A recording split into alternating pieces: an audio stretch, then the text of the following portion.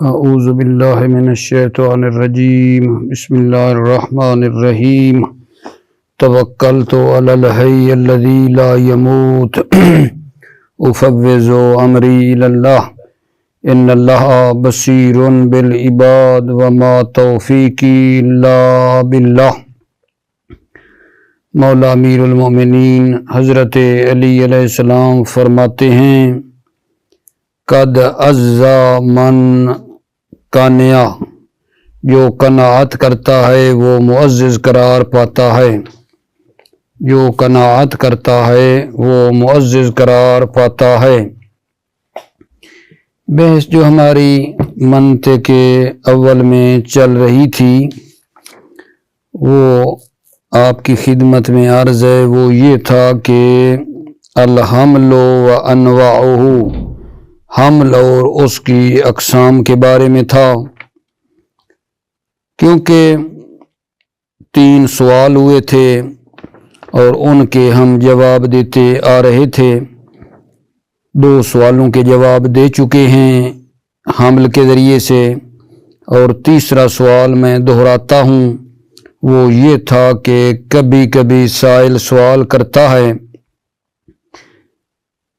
کہ منطقی کہتے ہیں ذہن انسان کا خاصہ ہے، مشی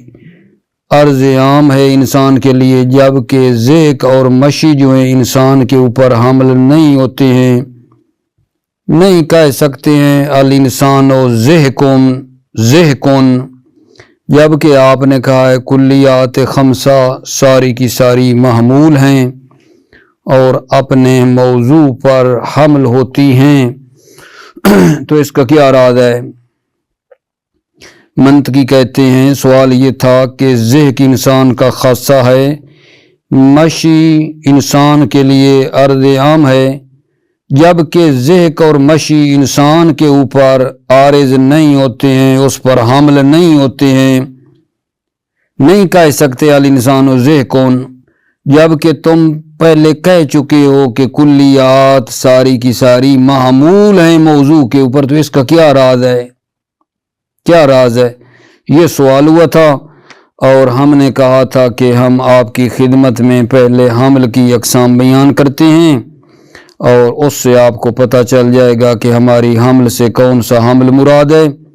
جن میں سے آج ہماری جو ایک حمل کی قسم ہے، جب میں یہ وضاحت کر لوں گا حمل کی، تو یہ جو سوال میں نے کیا ہے اس کا جواب بھی مل جائے گا۔ وہ کیا ہے آغا جان جو آج کی درس شروع ہونی ہے اور اس سوال کو اپنے مد نظر رکھنا ہے، وہ یہ ہے الحمل مواتات و اشتقاق، الحمل مواتات و اشتقاق۔ پہلے سوال یہ کہ حمل مواتاتی کسے کہتے ہیں اور حمل اشتقاق کیا ہے؟ حمل مواتات کیا ہے اور حمل اشتقاق کیا ہے؟ ذرا میرے عزیز بچے بھائی غور فرمائیں گے۔ حمل مواتات یہ ہے کہ ایک چیز دوسری چیز پر حقیقتاً یعنی مستقیماً اور بلا واسطہ، بغیر کسی واسطے کے اور بغیر کسی تحویل اور تقدیر کے حمل ہو۔ حمل مواتات کیا ہے؟ ایک چیز دوسری چیز پر مستقیماً اور بلا واسطہ اور بغیر تعویل کے اور بغیر تقدیر کے کیا ہو؟ حمل ہو۔ اس کو کہتے ہیں حمل مواتاتی۔ معنی یہ حمل مواتاتی یہ ہے کہ ذات موضوع ذات محمول ہے، بے عبارت دیگر یہ وہی ہے۔ کلمہ مواتات کا معنی ہی یہی ہے، اتفاق اور اتحاد ہے، یعنی موضوع اور محمول متفق ہیں اور متحد ہیں اور ایک وجود سے موجود ہیں۔ تمام کلیات 5 میں یہی حمل مواتاتی مراد ہے۔ ہماری کلیات خمسہ میں حمل سے مراد یہی حمل مواتاتی ہے، لیکن میرے عزیزو منطقیوں کی نظر میں ایک دوسرا حمل اشتقاقی بھی ہے، اور وہ یہ ہے کہ ایک چیز دوسری چیز پر مستقیماً اور بلا واسطہ قابل حمل نہیں ہے، بلکہ مع الواسطہ قابل حمل ہے۔ اس کو حمل اشتقاقی کہتے ہیں چونکہ بے واسطہ یہ مشتق قابل حمل ہے، نہ مستقیماً، ٹھیک ہے، یا مضاف کو حذف کرنے سے اور کلمہ ذو کا اضافہ کرنے سے یہ جو ہے مطلب استعمال ہوتا ہے۔ مثلا ضحک مستقیماً انسان پر قابل حمل نہیں ہے، نہیں کہہ سکتے الانسان ضحکن یا الانسان مشیون یا نطقن، بلکہ بے واسطہ یہ اشتقاق یا ذو کا اضافہ کرنے سے قابل حمل ہے، یعنی کہیں الانسان ذو ضحکن، یہ ہو سکتا ہے، ٹھیک ہے۔ تو پس حمل کی دو قسمیں بیان کی ہیں، ایک ہے حمل مواتات اور دوسرا ہے حمل اشتقاق، اور منطقیوں کی مراد کلیات خمس میں جو کہتے ہیں کلیات خمسہ حمل ہوتی ہیں، محمول ہوتی ہیں، ان کی مراد منطقیوں کی حمل مواتات ہے، نہ حمل اشتقاق۔ اور اس سوال کے اندر جو آپ نے بات کی ہے وہ حمل اشتقاق ہے، جبکہ منطقیوں کی مراد کلیات خمسہ میں جو کہا کلیات خمسہ محمول ہوتی ہیں، کلیات خمسہ محمول سے مراد یہاں کون سا حمل مراد ہے؟ حمل مواتات مراد ہے، اور سوال میں حمل اشتقاق آیا ہوا ہے، جبکہ ہماری مراد حمل مواتاتی ہے، ٹھیک ہے۔ ایک مرتبہ پھر عرض کرتا ہوں تاکہ مطلب ہمارا جان واضح ہو جائے۔ حمل کی دو قسمیں، حمل مواتات اور حمل اشتقاق۔ سوال کیا ہے بندے نے کہ حمل مواتات کسے کہتے ہیں؟ جواب، حمل مواتاتی یہ ہے کہ ایک چیز دوسری چیز پر حقیقتاً مستقیماً اور بلا واسطہ اور بغیر تعویل کے حمل ہو۔ معنی یہ حمل مواتاتی یہ ہے کہ ذات موضوع ذات محمول ہے، بے عبارت دیگر یہ وہی ہے۔ کلمہ مواتات کا معنی ہی اتفاق اور اتحاد ہے، یعنی موضوع اور معمول متفق ہیں اور متحد ہیں اور ایک وجود سے موجود ہیں۔ تمام کلیات خمس میں یہی حمل مواتاتی مراد ہے، ٹھیک ہے، لیکن منطقیوں کی نظر میں ایک دوسرا حمل اشتقاقی ہے۔ حمل اشتقاقی یہ کیا ہے؟ حمل اشتقاقی یہ ہے کہ ایک چیز دوسری چیز پر مستقیماً اور بلا واسطہ قابل حمل نہیں ہے، بلکہ مع الواسطہ قابل حمل ہے۔ اس کو حمل اشتقاقی کہتے ہیں چونکہ بے واسطہ یہ مشتق قابل حمل ہے، یا کلمہ ذو کا اضافہ کرنے سے حمل ہوتا ہے۔ مثال دی ہے ضحک مثلا مستقیماً انسان پر قابل حمل نہیں ہے، نہیں کہہ سکتے الانسان ضحکن یا انسان مشیون، بلکہ بے واسطہ یہ اشتقاق یا کلمہ ذو کا اضافہ کرنے سے قابل حمل ہے، یعنی کہیں گے الانسان ذو ضحکن، ٹھیک ہے۔ یہ ہے بات آگا جان۔ پس حمل کی جب دو قسمیں ہمارے لیے بیان ہو گئیں کہ ایک ہوتا ہے حمل مواتاتی اور ایک ہوتا ہے حمل اشتقاقی،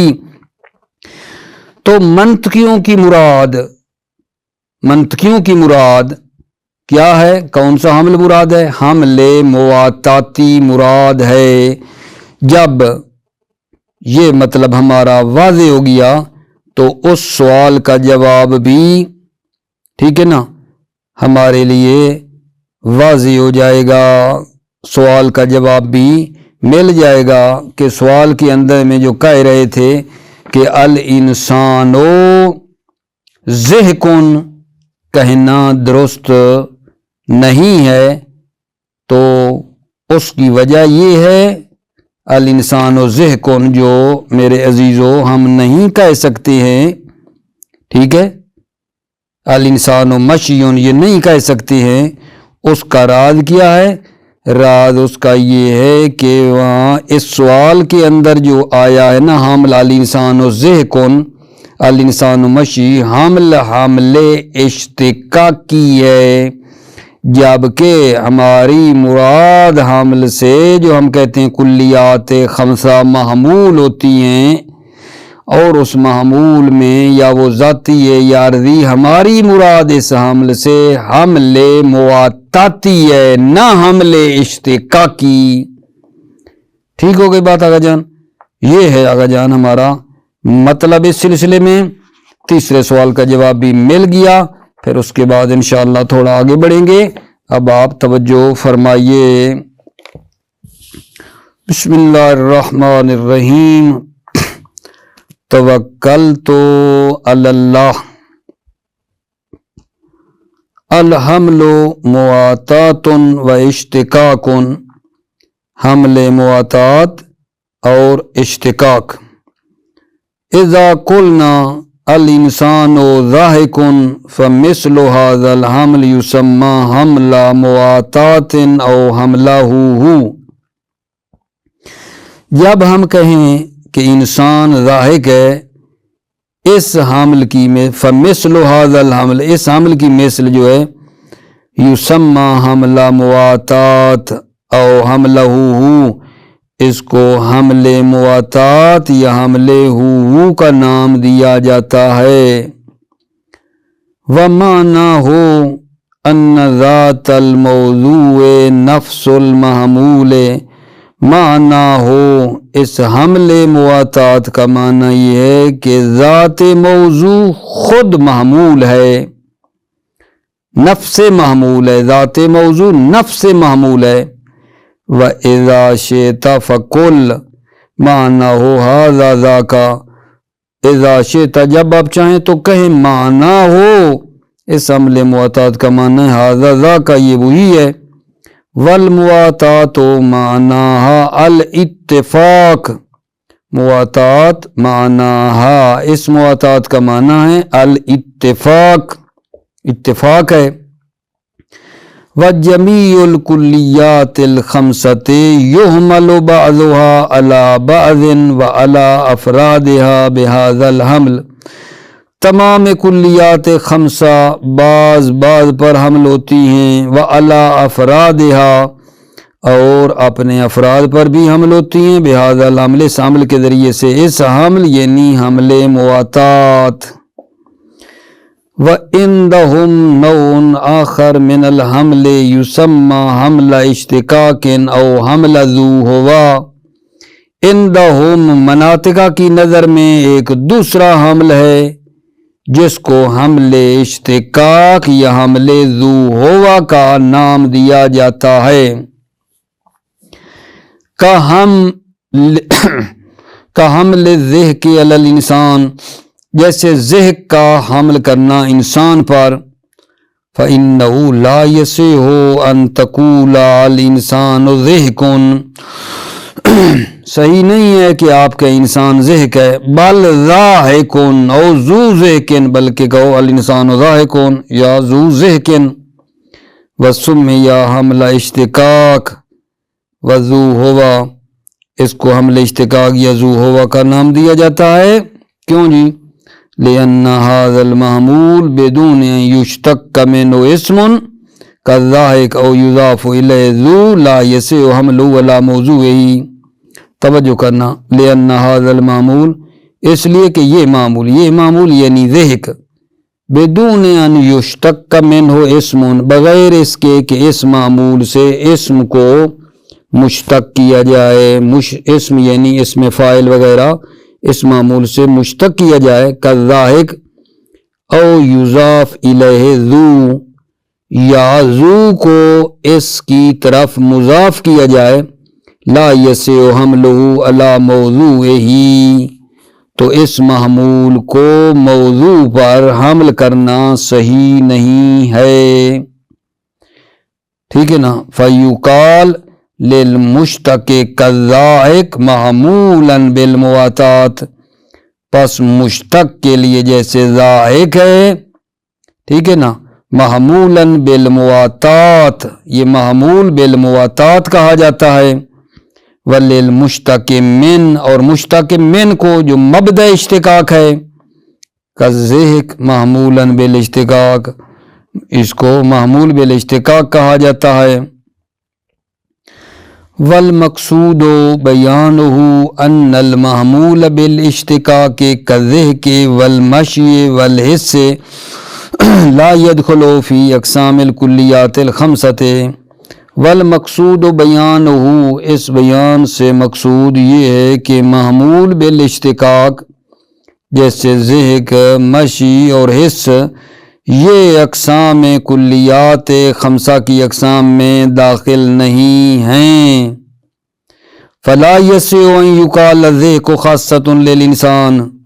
صحیح نہیں ہے کہا جائے ذہق خاصہ انسان کے لیے، ولا اللون خاصۃ للجسم، اور لون خاصہ یہ جسم ہے، ولا الحس فصل الحیوان، اور حس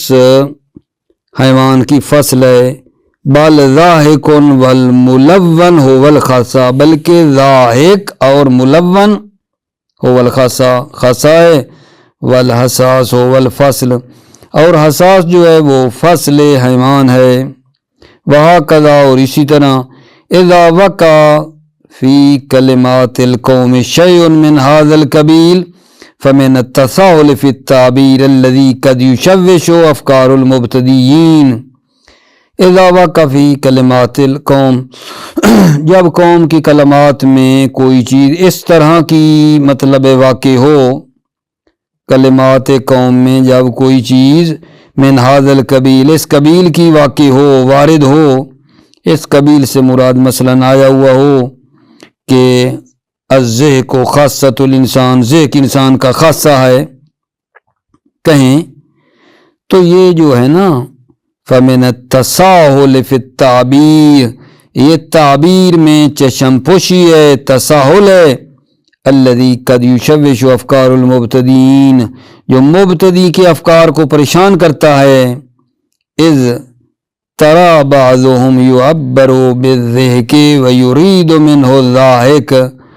اذ ترى، آپ دیکھتے ہیں کہ بعض منطقی تعبیر کرتے ہیں ضحک سے، یرید منه الضاحك، اور اس ضحک سے مراد ضاحک لیتے ہیں۔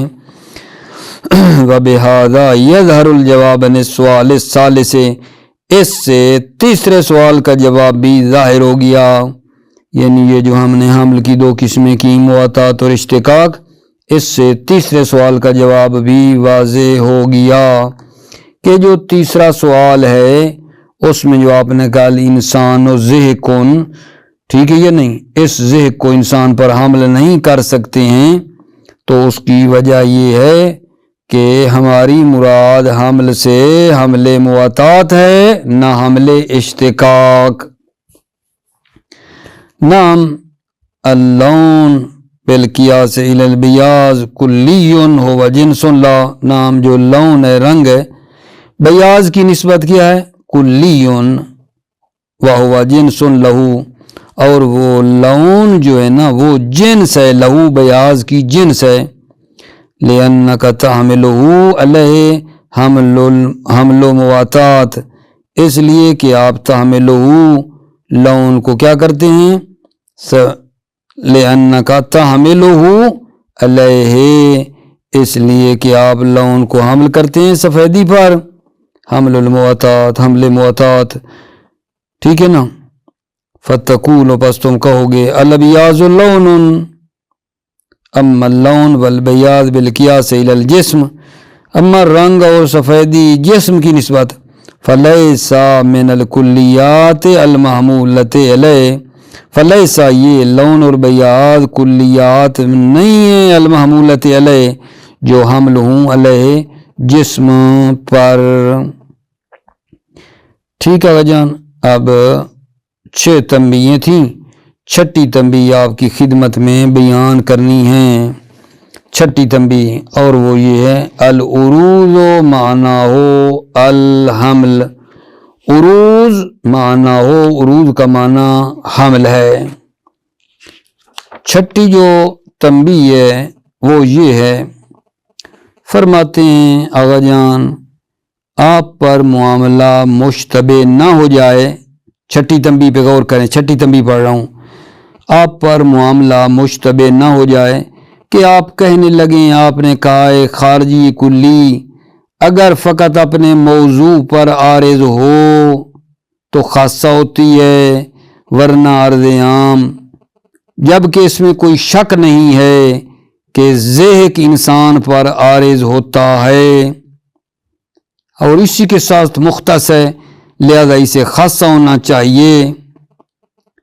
لہذا اس کو خاصہ ہونا چاہیے۔ ٹھیک ہے، یعنی یہ تنبیہ گویا کہ بالکل پہلی کے برعکس ہے۔ پہلے میں ہم یہ کہہ رہے تھے کہ ذہق جو ہے وہ انسان کے اوپر عارض نہیں ہو سکتا ہے، الانسان ذہقن۔ اس تنبیہ میں یہ کہنا چاہتے ہیں کہ کیونکہ خاصہ ہے حتماً جو ہے نا اس کو عارض ہونا چاہیے، حتماً اس کو عارض ہونا چاہیے۔ ٹھیک ہے نا، جواب دیں گے لیکن تنبیہ میں کہتے ہیں آپ پر یہ مطلب معاملہ مشتبہ نہ ہو جائے کہ آپ کہنے لگیں کہ آپ نے کہا خارجی کلی اگر فقط اپنے موضوع پر عارض ہو تو خاصہ ہے ورنہ عرض عام ہے،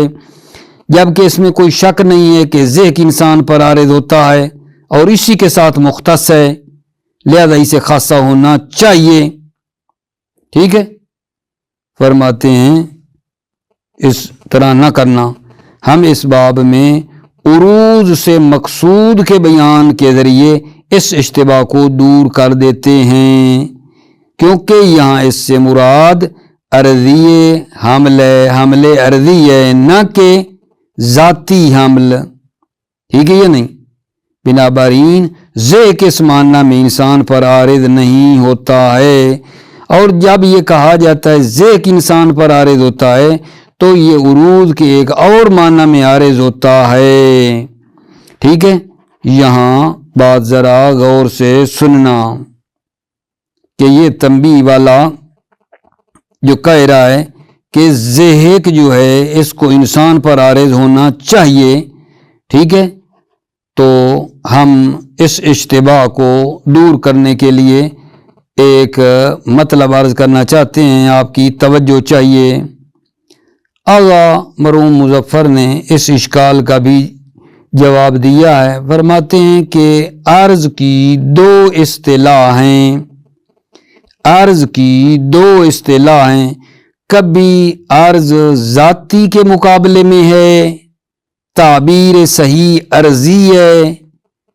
عرض ذاتی کے مقابلے میں ہے، اور کبھی عرضی جوہر کے مقابلے میں ہے، کبھی عرضی ذاتی کے مقابلے میں ہے اور کبھی عرضی جوہر کے مقابلے میں ہے۔ ٹھیک ہے میرے عزیزو، اب جب ایسا ہے، ٹھیک ہے یا نہیں، تو ہماری جو مراد ہے کلیات 5 میں وہ عرضی جو ہے وہ ذاتی کے مقابلے میں ہے، عرضی ذاتی کے مقابلے میں ہے، اور لیکن یہ جو کہہ دیتے ہیں کہ مطلب ہے ذہق جو ہے انسان کے اوپر عارض ہوتا ہے، یہ وہ عرضی ہے جو جوہر کے مقابلے میں ہے۔ یہ عرضی کہ ذہق انسان کے اوپر عارض ہوتا ہے، اس عرض سے مراد وہ عرضی ہے جو جوہر کے مقابلے میں ہے، اور ہماری عرضی سے مراد کیا ہے آگا جان؟ جو ذاتی کے مقابلے میں ہے، لہذا فرق کرتا ہے۔ ٹھیک ہے، ایک مرتبہ لطفاً پھر توجہ کریں نا، بات کیا ہو رہی ہے؟ چھٹی تنبیہ میں دوبارہ ایک مرتبہ سنیں نا، فرماتے ہیں آپ پر معاملہ مشتبہ نہ ہو جائے کہ آپ یہ کہنا شروع کر دیں کہ آپ نے کہا ہے خارجی کلی اگر فقط اپنے موضوع پر عارض ہو تو خاصہ ہوتی ہے، ورنہ عرض عام، جبکہ اس میں کوئی شک نہیں ہے کہ ذہن انسان پر عارض ہوتا ہے اور اسی کے ساتھ مختص ہے، لہذا اسے خاصہ ہونا چاہیے۔ ٹھیک ہے، تو ہم نے سے مراد مطلب ہے آغا مرحوم مظفر نے اس اشکال کا جو جواب دیا ہے وہ یہ ہے کہ عرض کی دو اصطلاح ہیں، کبھی عرض ذاتی کے مقابلے میں ہے اور صحیح تعبیر عرضی ہے، عرض ذاتی کے مقابلے میں ہے، ٹھیک ہے یا نہیں، اور کبھی عرض جوہر کے مقابلے میں ہے، ٹھیک ہے نا۔ تو مطلب ہے جوہر کیا ہوتا ہے؟ ما اذا وجد لا فی الموضوع، جیسے انسان ہے، درخت ہے، ٹھیک ہے نا، جوہر کے مقابلے میں جوہر وہ ہوتا ہے جب پایا جائے تو موضوع کے بغیر وہ مطلب پایا جا سکتا ہے، جیسے انسان، درخت وغیرہ ہے، ٹھیک ہے۔ اور عرض جو ہے وہ ہے اذا وجد فی الخارج وجد فی الموضوع، یہ عرض ہے جیسے سفید جسم میں پیدا ہوتی ہے، اس کا وجود استقلالی نہیں ہوتا، اعلیٰ اس سے مراد کہ جب ہم کہتے ہیں کلی خارج ان عرضا، ایک عرض ذاتی کے مقابلے میں ہے کہ محمول ہے، ٹھیک ہے نا، صحیح ہے، اور ایک عرض جو ہے وہ جوہر کے مقابلے میں ہے، ٹھیک ہے۔ اب یہاں مطلب واضح ہوگی آگا جان کہ یہاں جو تم لوگ کہہ رہے ہو کہ جناب عالی ذہن جو ہے انسان کے اوپر عارض ہوتا ہے، تو یہ کون سا ہے عرض وہ ہے جو جوہر کے مقابلے میں ہے، جبکہ ہماری مراد عرضی وہ ہے جو ذاتی کے مقابلے میں ہے۔ توجہ کرنا، العروض و معنی ہو الحمل، عروض جو ہے معنی ہو، اس عروض کا معنی حمل ہے۔ ثم لا یشتبہ علیک الامر، پھر آپ پر امر مشتبہ نہ ہو جائے، فتقولو، پس تم کہو، انکم قلتم الکلی الخارج ان عرض علی موضوعی فقط فهو الخاصہ، انکم کہ تم نے کہا ہے کہ کلی خارج ان عرض علی موضوعی فقط، اگر صرف اپنے موضوع پر عارض ہو، فهو الخاصہ، تو وہ خاصہ ہے، وَإِلَّا فَالْأَرْضُ الْعَامُ،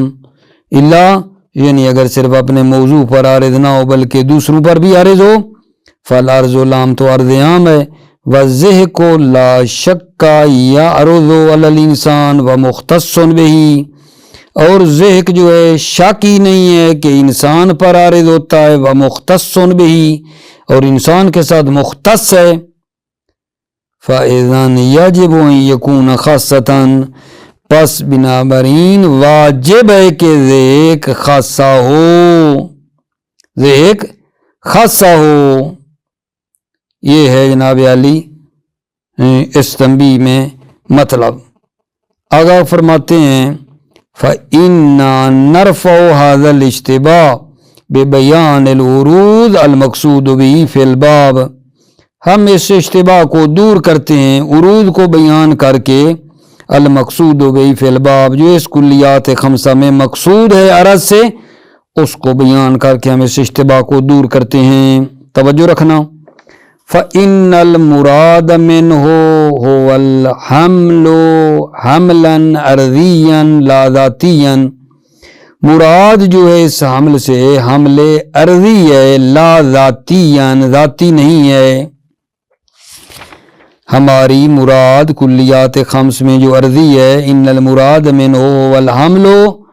حملا عرضیان، حمل عرضی مراد ہے، لا ذاتیان ذاتی نہیں ہے، وعلیہ بنا برین فالذہق لا یعرض علی الانسان بہذا المعنی، ذہق جو ہے انسان پر عارض نہیں ہوتا بہذا المعنی، بہذا المعنی یعنی بحمل عرضی جو ذاتی کے مقابلے میں ہے، ان ذہق انسان پر عارض نہیں ہوتا ہے اس معنی میں کہ جو عرضی ذاتی کے مقابلے میں، اس معنی میں یعنی حملاً عرضیاً جو ذاتی کے مقابلے میں ہے، اس معنی میں یہ انسان پر حمل نہیں ہوتا ہے۔ وَإِذَا قِيلَ يَعْرُضُ عَلَى الْإِنسَانِ فَبِمَعْنَى آخَرَ لِلْعُرُوضِ، اور جب کہا جاتا ہے کہ یہ ذہق انسان پر عارض ہوتا ہے تو یہ عروض کا دوسرا معنی ہے، وَهُوَ الْوُجُودُ فِيهِ، اور وہ یہ الوجود فی جو کسی شے میں پایا جاتا ہے، یعنی اشارہ ہو رہا ہے جوہر کے مقابلے میں جو عرضی ہے وہ ہے۔ وَعِندَهُمْ تعبیر آخر یسبب الاشتباہ وَهُوَ قَوْلُهُمْ الْكُلِّيُّ الْخَارِجُ عَرْضٌ خَاصٌ وَعَرْضٌ عَامٌ۔ وَعِندَهُمْ مناطقہ کی نظر میں ایک دوسری تعبیر ہے جو اشتباہ کا سبب ہے، وَهُوَ، اور وہ تعبیر دوسری کون سی ہے؟ قولہم منطقیوں کا یہ قول، الکلی الخارج عرض خاص و عرض عام، کلی خارج عرض عام ہے اور عرض خاص ہے اور عرض عام ہے، فیطلقون الارض علی الکلی الخارج، پھر وہ عرض کا اطلاع کرتے ہیں کلی خارج پر، ثم یقولون لمثل ذیک انہو عرضا، پھر وہ کہتے ہیں ذیک کی مثل کو کہ یہ بھی عرضا، والمقصود بالعرض فی تعبیر الاول هو الارضی مقابل ذاتی، عرض سے مراد پہلے والی تعبیر میں وہ عرضی ہے جو ذاتی کے مقابلے میں ہے، والمقصود بالعرض فی الثانی، ثانی جب کہتے ہیں ذہقن عرضا، اس دوسری تعبیر میں عرض سے مراد کیا ہو الموجود فی الموضوع، وہ عرض ہے جو موجود ہوتا ہے موضوع میں مقابل الجوہر، جوہر کے مقابلے میں ہے، ٹھیک ہے نا، الموجود لا فی موضوع، جوہر جو موجود ہوتا ہے لا فی موضوع، لیکن یہ جوہر کے مقابلے والی عرض کیا ہوتی ہے؟ موجود ہوتی ہے موضوع میں۔ وَمِثْلُ اللَّوْنُ يُسَمَّى عَرْضًا بِالْمَعْنَى الثَّانِي، لون جو ہے اس کو عرض کا نام دیا جاتا ہے بالمعنی الثانی، دوسرے معنی کا، جو عرض جوہر کے مقابلے میں ہے، لون بھی عرض ہے جو دوسرے معنی والا ہے، لأنه موجود فی موضوع، اس لیے کہ یہ لون جو ہے نا موضوع میں پایا جاتا ہے، کوئی چیز ہو تو اس کے اوپر رنگ آئے گا، ٹھیک ہے نا، ولیکن لا یسع ان یسمى عرضا بالمعنی الاول ابدا، لیکن صحیح نہیں ہے، ٹھیک ہے نا، لون کو عرض کا نام دینا بالمعنی الاول ابدا، جو پہلے والا معنی ہے، ہمیشہ پہلے والے معنی کا عرض کا نام دینا صحیح نہیں ہے، پہلے والا معنی جو عرضی ذاتی کے مقابلے میں ہے وہ یہ نہیں بنتی، لأنه بالقیاس الی الجسم لا یحمل علیہ، اس لیے کہ یہ جو ہے بالقیاس الی الجسم جو ہے لا یحمل علیہ، جسم پر حمل نہیں ہوتا ہے، حمل و معطات، بل بالقیاس الی ما تحتہ من الانواع، اور قیاس کرتے ہوئے ما تحتہ ہی جو اس کے نیچے انواع ہیں، کالسواد والبیاض ہوا جنس لہا، سواد اور بیاض جو ہیں ہوا جنس لہا، تو یہ جو لون ہے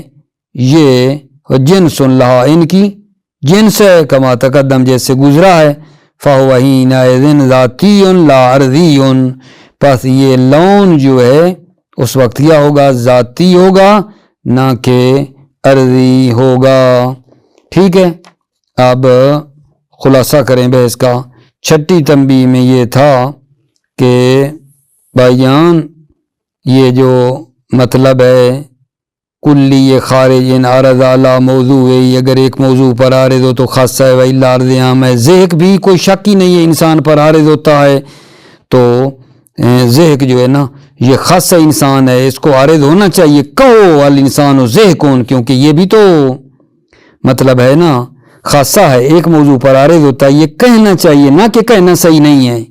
ٹھیک ہے۔ پیچھے ہم یہ بات کرتے تھے کہ الانسان ذہقون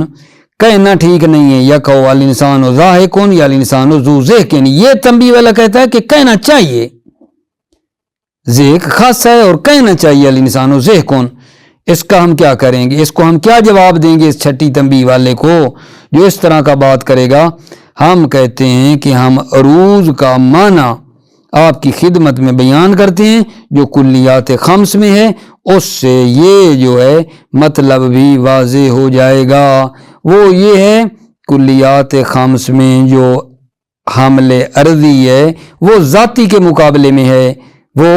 ذاتی کے مقابلے میں ہے، اور یہاں جو کوئی تعبیر اگر آئی ہے، ٹھیک ہے نا، یہاں اس جگہ کے اوپر کہ الانسان ضحکن، ضحک بھی عرض ہے، اس طرح کی اگر کوئی تعبیر ہوگی تو یہ وہ عرض ہے جو جوہر کے مقابلے میں ہے۔ ہماری مراد وہ ہے عرضی جو ذاتی کے مقابلے میں ہے، یہاں مراد وہ ہے جو جوہر کے مقابلے میں ہے، ٹھیک ہے یہ نہیں؟ موفق مؤید رہیں، سلامت رہیں، السلام علیکم ورحمۃ اللہ وبرکاتہ۔